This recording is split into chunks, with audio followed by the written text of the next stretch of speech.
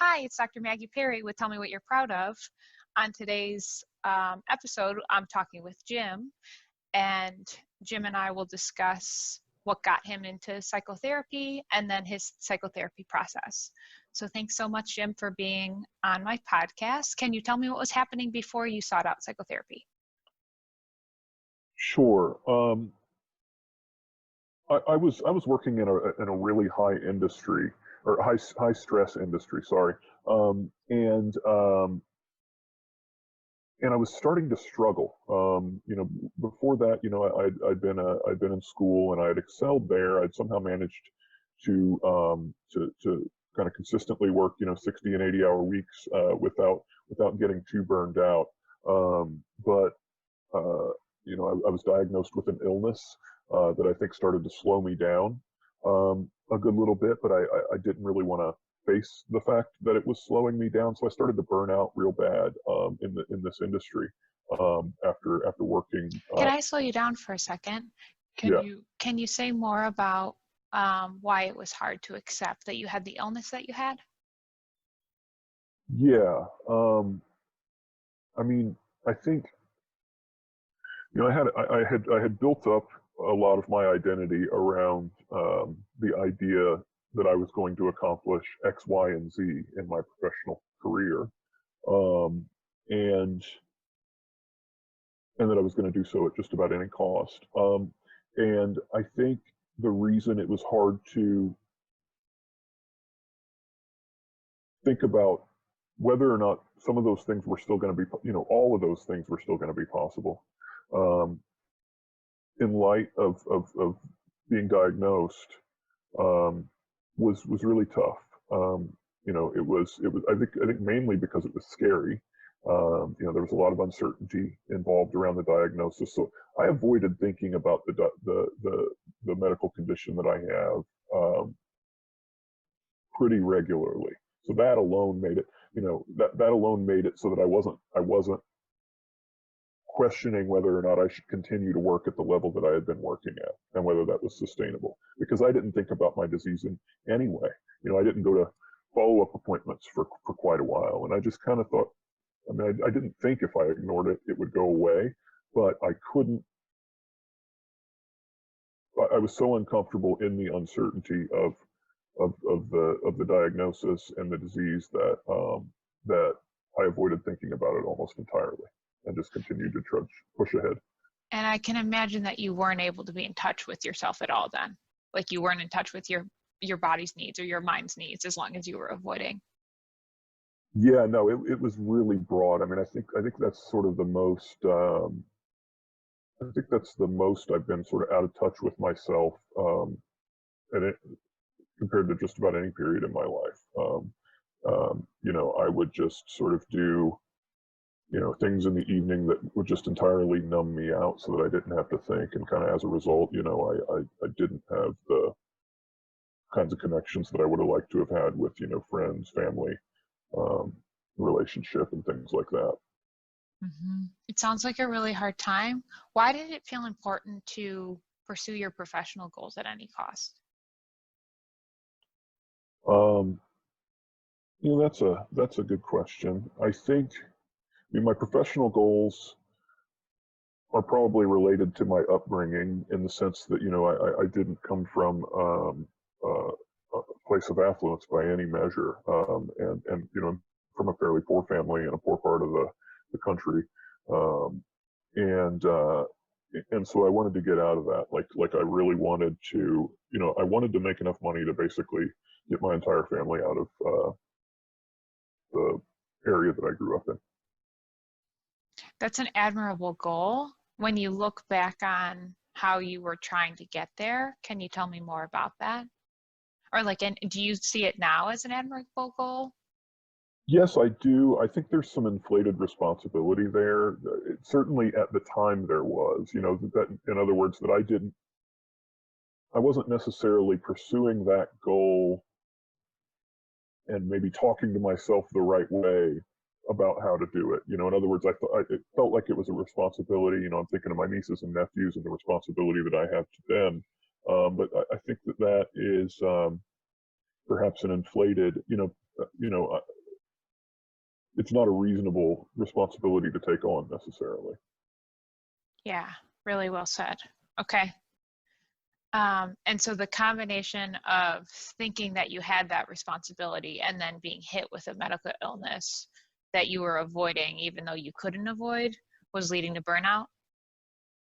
Yeah, for sure. I mean, just the trying to kind of like work through the, like you can picture an athlete who twisted their ankle or something and they're trying to play through it. Like, I was trying to play through it, and yeah, you can do that for a little while, but like it's inevitable that eventually the ankle's going to give way, and that's basically what happened. Is I was really trying to play through it, but it kind of caught up with me, and I just started to be sick more and more often. So I decided to see a therapist locally before I saw you. And then it finally wound up with me leaving that part of the country and that industry, to a more calm version of roughly the same industry. And tell me more about your decision making there. Yeah, it was instinctual. Like I said, I still didn't have many tools for sort of dealing with um, things like perfectionism and and my aversion to certain emotions and feelings like fear.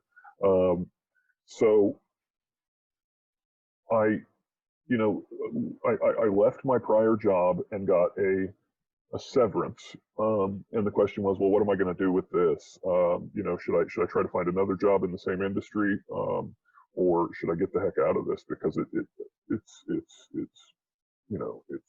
really stretching me to my limits, and I'm not sure if I can do it anymore. So it wasn't a terribly rational. I didn't make the decision on the basis of a whole lot of analysis. It was just like, I need to get out of here. Mm-hmm. Okay, and then you're starting the psychotherapy process at the same time. Can you tell me about any feelings, fears, hesitations about starting psychotherapy? Yeah, I mean, I had done psychotherapy before, and it wasn't all that helpful before. And so a lot of my fears were that basically, that it was going to be um, the same kind of thing, and that it wouldn't be all that helpful. Um, What was and unhelpful about it?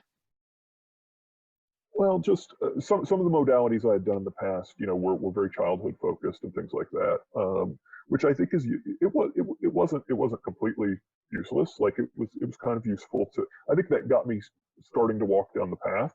In that you go in there and you kind of expose yourself to reflection about these things that happened in the past that you really want to avoid thinking about because of the feelings that they make you have if you do think about them, and those are feelings you want to avoid. So it was good, it was good to get some reps in on that, I think.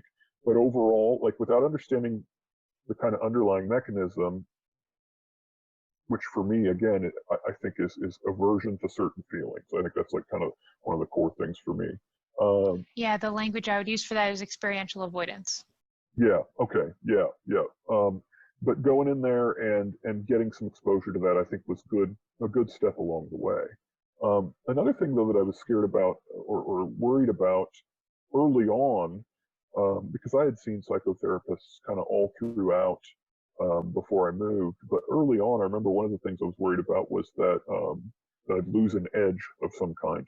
That in other words, the fact that I had just come from doing school, doing uh, and doing industry and excelling in them for a while, but doing it in a way that was kind of obviously unhealthy to me. The 80 plus hour weeks didn't seem very balanced.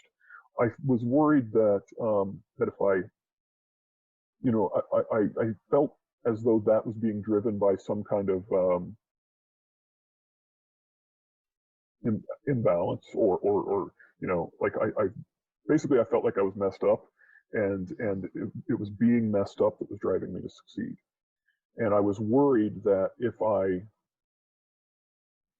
fixed whatever was broken, that I would no longer have this drive, and therefore I would not meet my goals. Interesting logic. Can you tell me more about what you thought was broken? I mean, I just knew that my focus and energy to succeed was unusual. Um, Hmm. and that, um, and especially when I was in like undergrad, there weren't many peers of mine who were as driven.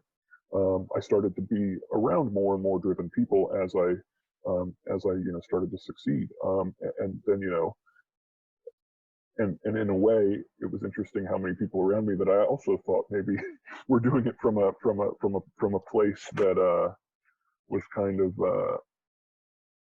like they were running from something, basically, or something along those lines. And is that now? So tell me how that changed over time. Do you still feel like you have that drive or that edge, even though you've worked through some of your, well, I guess tell me how that progressed over time. Well, I think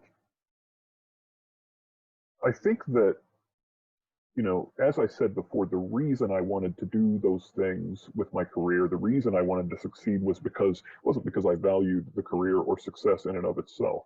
I valued other things, family, and the ability to maybe retire with a comfortable life and to not have the stress of work someday. And the way that evolved, I think, was to realize that basically that sacrificing all those values now in order to reap rewards related to those values later on maybe wasn't a good strategy. In other words, I wasn't seeing my family. I wasn't, I was sick. I, I was making myself sick. I wasn't enjoying life all that much. So I think one of the things that I was able to figure out was that even, as far as what my values actually were, um, that this wasn't even a good way to achieve them. I was Mhm. sacrificing family to, I was sacrificing family in order to get ultimately closer to my family in some idealized future, which just seemed like a good strategy at the time. But I think now I spend a lot of time with my family, and it's and I still do. My career is not that important to me. It never was. It was just important as a means of getting to these other things. Mhm. And so, how would you say that your drive changed? Um, I mean, I'm definitely still capable of working hard, but it just seems less core to my identity. It's like I don't. So perfectionism with work, was one of the big things that I was having issues with whenever I first started working with you, um, and I take a lot of that. It's easier now to be less perfectionistic because now that I have a better sense of what my values are, it's like, am I going to spend an extra 5 hours, making this piece of work a whole lot better, or no, not a whole lot better, a little bit better, or am I going to be happy with good enough so that I could spend that 5 hours doing something more valuable to me? So it's made so in some ways, my output is not as high, um, and maybe not even close, but I'm more satisfied with the level of output, and I'm certainly vastly more satisfied with the other areas of my life that I'm able to spend time with. And so, that's wonderful. How did you get there? What did you do when you first started challenging perfectionism? And first, actually, even before that, how did you know that your thinking was perfectionistic outside of me maybe giving you that label? Yeah, I mean, I worked with a management consultant at one point in time, a management coach, and they were like, "Oh, well, what you really need to do is put in, is be comfortable making a crappy first draft." And I was like, "Oh, interesting. Yeah, you're right. Like, I'm always want." So, yeah, that got me thinking about that. And as far as your other question about like, how did I get there? I mean, I think moving was a when I was making that decision to move, I did talk to some other people, and everybody gave me a refrain that seemed, it seemed to be cliche, but was actually right. and that is, you got to put your health first. That's what everyone was saying. And I don't know how much, they were just saying what they should say versus really, because I certainly wasn't really thinking hard about it at the time. But I think that that first step of putting my health before my job made it a lot easier to put other things before, family before my job and all of these other things. And was that hard to do in the beginning? After I moved, it was that made things a whole lot easier. That was just a real turn. So in other words, most of the change happened very quickly, and then but it wasn't. But it didn't completely solve the issue of occasionally wanting to fixate too much on my work, and wanting to overdo it, especially. I mean, that was one of my patterns was while it was kind of like while I'm able was the strategy, and that is if I'm feeling good today, because I could get on a given day I might be sick and not be able to do much with the condition I've got. Or even with anxiety, like I might just be having an anxious day and need to do less that day. So I had this strategy that I was using after I moved of while I'm able, which is just if I'm feeling good, just keep going, because I need to get all this stuff done. Because what if I'm not able to tomorrow? And so locating that as not being the best strategy was like the second big step in terms of dealing with perfectionism, dealing with sort of working anxiously. So to mirror that back to you, basically first you labeled what was happening and you decided that perfectionism was a problem of strategy, not outcome, that you could still value excellence without needing to do things perfectly all the time. Then you use your values to shift your priorities and let yourself stop at diminishing returns, we could say. That some of your output was at the point of diminishing returns. And then once you clarified your values, then you started looking at like cognitive distortions. And one of them was, I need to be working as long as I can. Or like while I'm able. Yeah, that's right. And that, and even that hasn't been easy, because it's when you stop working while you're still able and you're used to having this mindset, if you don't decide to respect that decision, you're going to keep feeling guilty and feeling doubt about whether or not you should be working. So that was a big one for me as well. While I was in this high stress industry, I never really had all my attention on work or leisure, to use a word like to describe that which is not work. So if I was working, I was always thinking about how much it sucked that I wasn't able to do all these other things, go on a vacation or something like that. But then when I was on vacation, I was feeling guilty about the fact that I wasn't working at that point in time. And it was really key. And I still struggle with this, but it's one of the best things I've been able to do is recognize that like I can tell myself like, no, I've decided not to work now. And so I'm just not going to think about this until tomorrow. So Sunday nights, every Sunday night still, I have to tell myself like, no, like I'm not going to worry about that yet. This is still, my time, family time, whatever it is. And I'll work on that tomorrow. Yes, that's great. And is there something in particular that has helped you when you have that kind of self-talk? What helps your mind actually listen to you? It helps that the main thing is that it helps that it's worked in the past. So I can't tell you how to get started, but once you do, like the fact that, I know that the magic words of, I'm going to make a decision and live in that decision. I know that is a powerful thing to say, by having tried it a few times and seeing how well it works. So now it is a lot easier to reach for that. plan Great. for success. Yeah. And just to emphasize that a little bit more, basically the self-talk started as like make a decision and live in it. And that might have been a random Tuesday afternoon at 3. Hey, I'm not going to work right now because I need to call my family member about something. I'm going to let whatever I was thinking about go and focus on this, this call. That would be one like simple example that whatever you're doing, whether you're doing something with family, you're doing something with leisure, you're working, just make a decision and live in it. Right. And you may have actually practiced that at other times to where now you can say, I made this decision, I'm living in it, even on like a Sunday night. Yeah.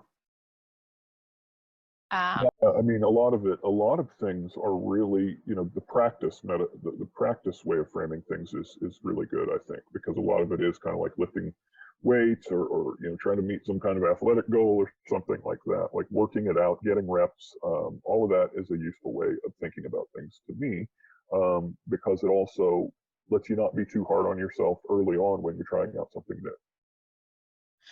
Yes, that's a great point. So you've really made a shift away from perfectionistic thinking where it like started as like maybe in therapy that's going to be a threat because my therapist is going to try to get me to act differently than I want to act and not understand what my goals and values are or something like that. So, and you've gone all the way to shifting it towards I'm going to live differently and I'm going to be excited about the practice of living differently. So can you say more about how that went from threat to opportunity? I mean, just being exposed to the idea that it was like lifting weights was good. I mean, that was like a big revelation at the time. The first time I had heard that, just the idea that it was it's okay to not be great at it the first day, and that actually, if you work at it, you kind of build up your skill level, you build up the muscle. That reframed things entirely from thinking that that there was going to be a magic solution that will flip a switch, to the idea that what instead is likely to happen rather than finding a magic switch is that you can iteratively improve what is ailing you through repetition and work, basically, that it is work. So that coming to terms with that was really helped out by talking about it like it was working out or practicing your 3-point shot or something like that.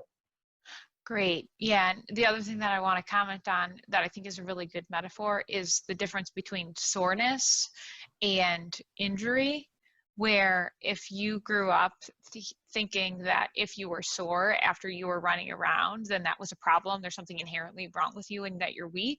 You might find any kind of exercise aversive. And like, rather than thinking I feel sore because I had a good workout or I was playing a lot, it shifted to I feel sore, that means I'm weak, then again, you wouldn't want to go towards that activity. So I think that's how a lot of us learn about emotion. Like if I'm feeling anxious, if I'm feeling sad, if I'm feeling angry, that means I'm weak, rather than it's okay, it's normal, natural, healthy, and adaptive to have all of those feelings, and actually having those feelings, label them for what they are, and practicing working with them effectively might be painful, but it's more analogous to like soreness than it is to injury. Do you have thoughts about that? Yeah, no, that's really good. It's like the idea that I also like the framing of like that it's not that when an emotion enters, the first question shouldn't be like what's wrong with me, or just that's not a useful way to frame things necessarily. The idea like normalizing everybody's internal experience is going to feel. I mean, it seems quite understandable to me that a person's internal experience feels abnormal to them since they only have access to their own internal experience, right? So if you get in the habit of thinking that your internal experience is unusual, it's going to be hard you're not going to suddenly stumble one day into someone else's consciousness and see, oh, wow, this person gets anxious too. So there's a bit of a leap of faith there, but it's also pretty reasonable, right? To think that anything I feel probably people feel that every now and then. And that, maybe the main difference is that they don't have a huge negative reaction to that feeling or thought coming in. Mm-hmm.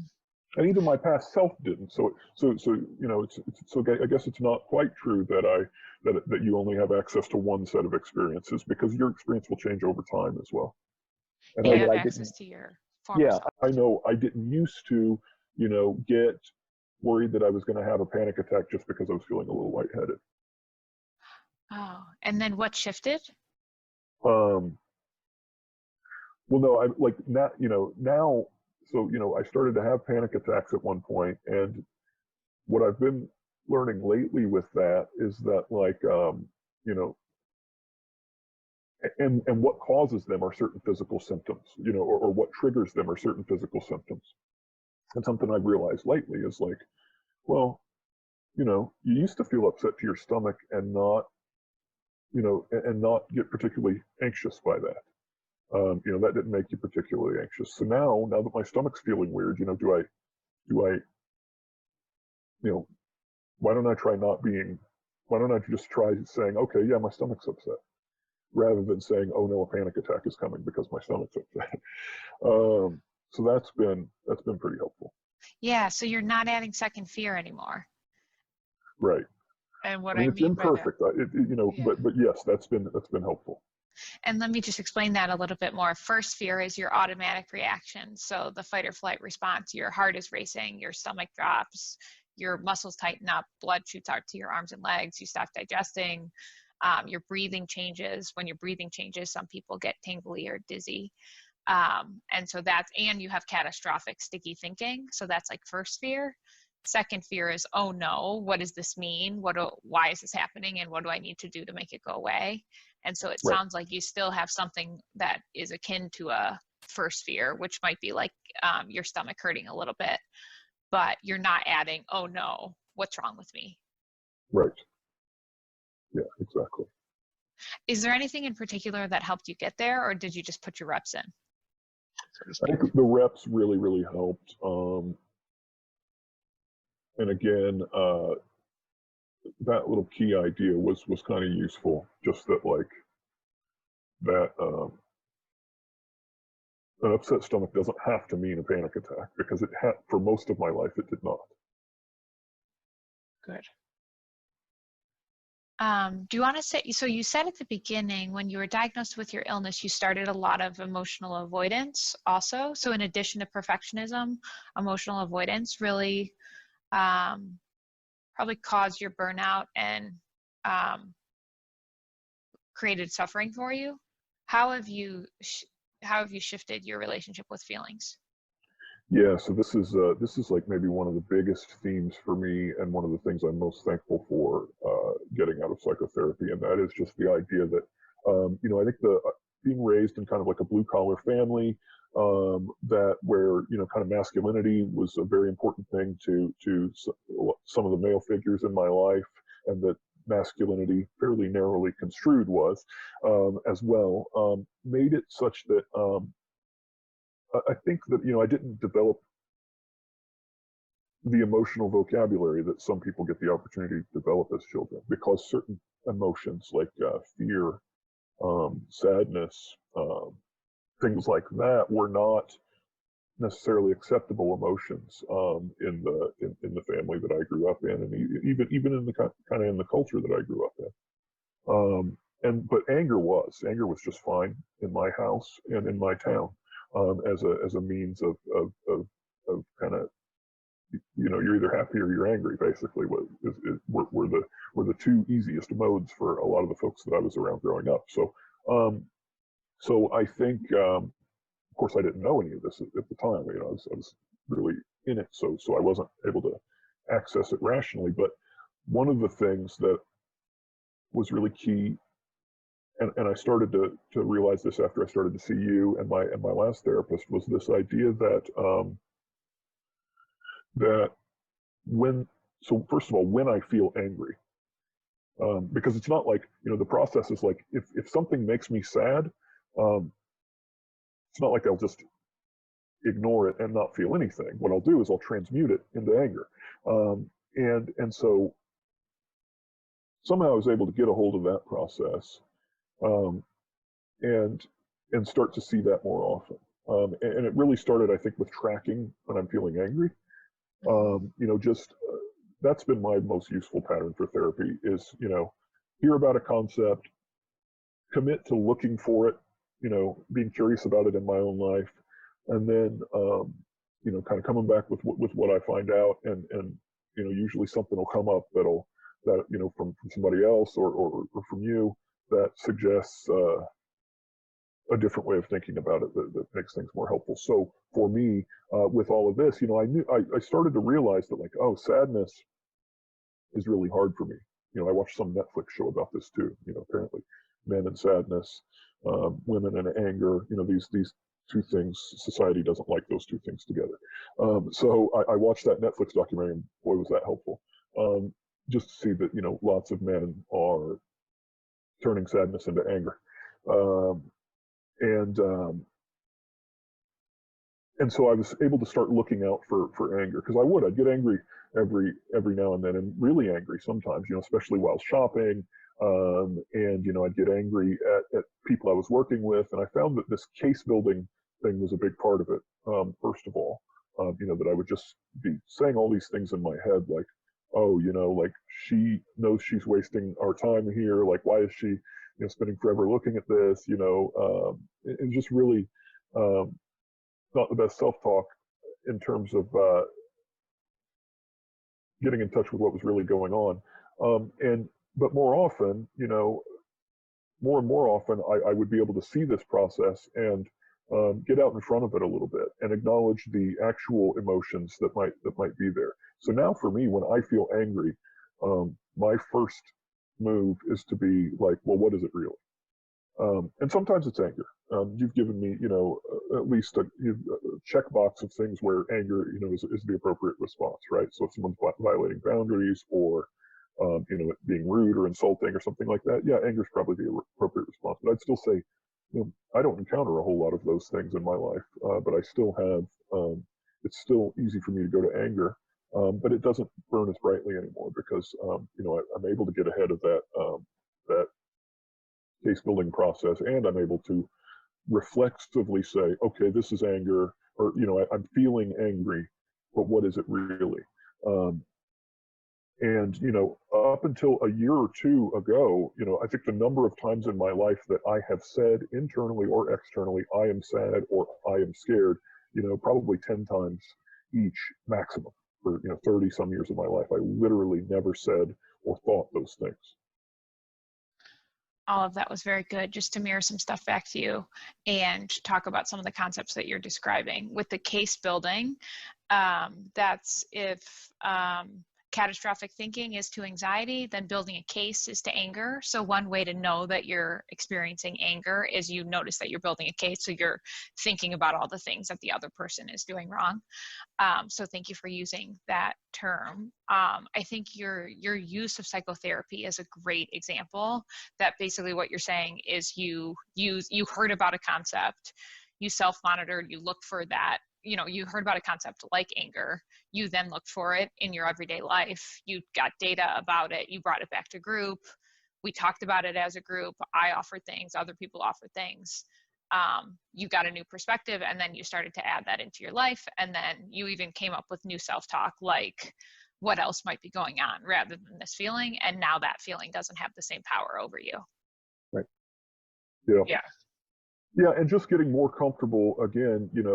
I've seen, there's these versions of therapy that I've seen on TV where someone's afraid of flying, or afraid of a dog, or afraid of dogs, and what they'll do is first they bring the dog into the room, and then and after 10 iterations of this, eventually the person's petting a dog, this person who has had a lifelong, like, terrified reaction to dogs. I feel that's so for those emotions of mine, where literally the first time I talked about being scared or sad in therapy was the 11th time in my life I had ever done that. Like getting closer and closer to the scary emotion, but not going overboard. Desensitizing myself to the learning that these emotions aren't that bad. They kind of don't feel great, but they are not. They're not going to come with a lot of social sanction like they would have when I was a kid in my household or among my peers. Like nobody's going to yell at so learning that those emotions were safe to have um, has been really helpful. Of course, these are very old habits, and especially with fear, it's hard for me to not run from that feeling and avoid it. Yes, I agree with you on everything, especially how psychotherapy in and of itself can be exposure to emotion. And I think that you've used it really well. And the way that you described that was really great.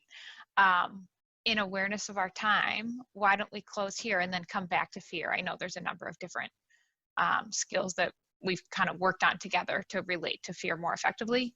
So does that sound like a good place to pick up? Sure. Okay. Thanks, Jim, so much for your time. Yep.